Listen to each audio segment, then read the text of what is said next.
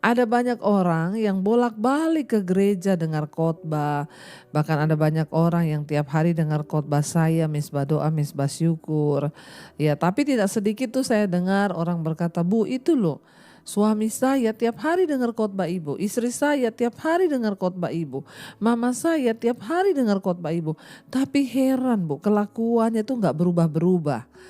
Saudara, setiap hari kita tuh mendengar khotbah, kita mendengar firman Tuhan tuh tentunya yaitu kita sedang mendengar suara Tuhan.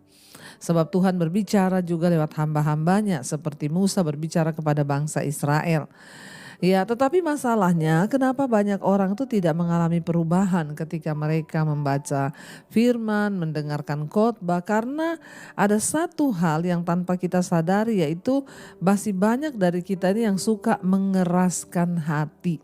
Ya, mengeraskan hati ini persoalannya. Seringkali kita mendengar khotbah tentang pengampunan, lepaskanlah pengampunan, sebab kalau engkau tidak mengampuni maka Bapa juga tidak mengampuni dosamu.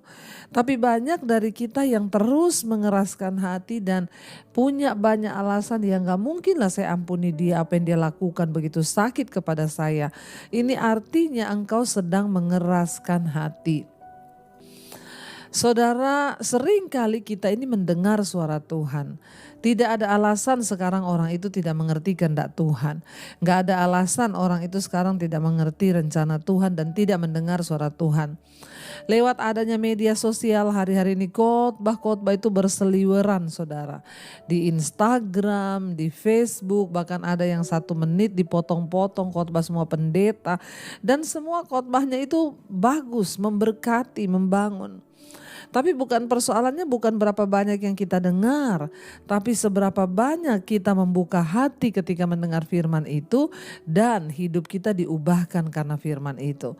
Orang yang selalu mengeraskan hati ketika mendengarkan firman, maka engkau tidak akan pernah melihat janji-janji Tuhan terjadi dalam hidupmu.